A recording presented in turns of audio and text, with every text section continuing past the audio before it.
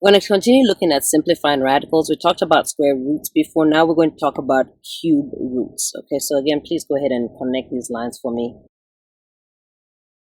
So now instead of square root, we're doing cube root. In terms of my class, how many make a book? It's determined by the index. Now it's going to be 3 cards make 1 book. If you're in anyone else's class, you know that what triplets look different to mom inside the house because she can recognize her kids, but they look the same outside. So 3 people make 1 person outside, 3 identical people. We're going to start off with example 4. It says to get the cube root, click on the keypad. So I'm going to click on the keypad on the calculator, click functions, scroll all the way to number theory, which is at the bottom where it says number theory, and you will see this button right here.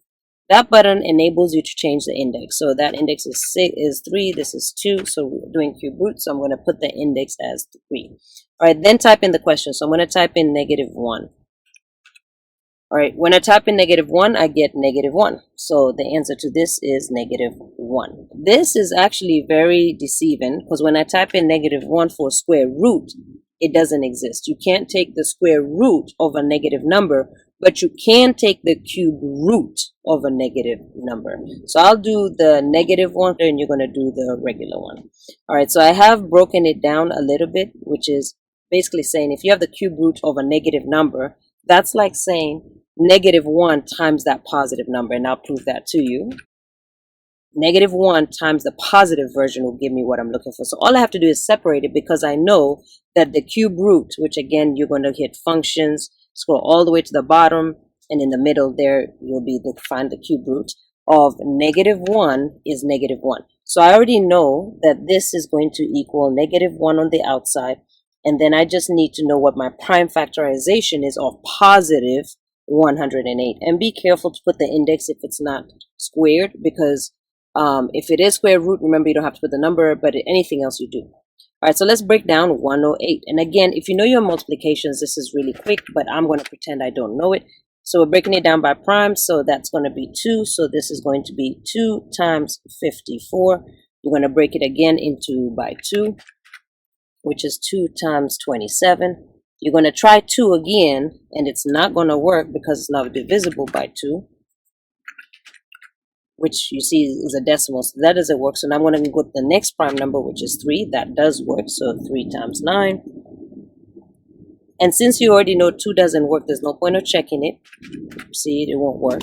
You're going to stick to 3 until it doesn't work anymore. So 9 breaks down to 3 times 3. I've reached the end of my tree because these are all primes. Again, remember, I can double check. So I got 3 3s, 2 2s in order. 2 times 2 times 3 times 3 times 3.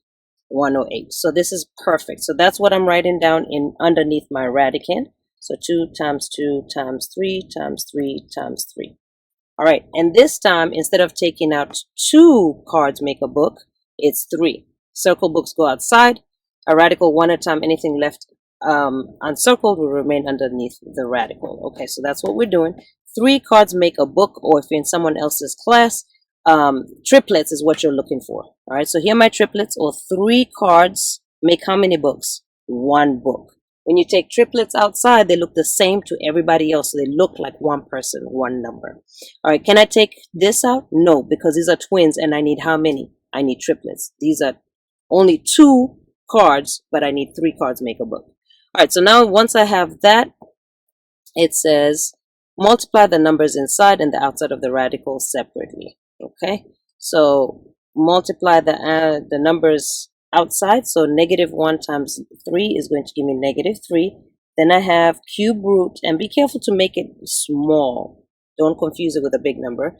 And then inside multiply 2 times 2, which is 4. So this simplifies to -3 cube root of 4. And I did forget to do this on the last video, but it says rational, irrational. Is the answer rational, irrational, or how do you know?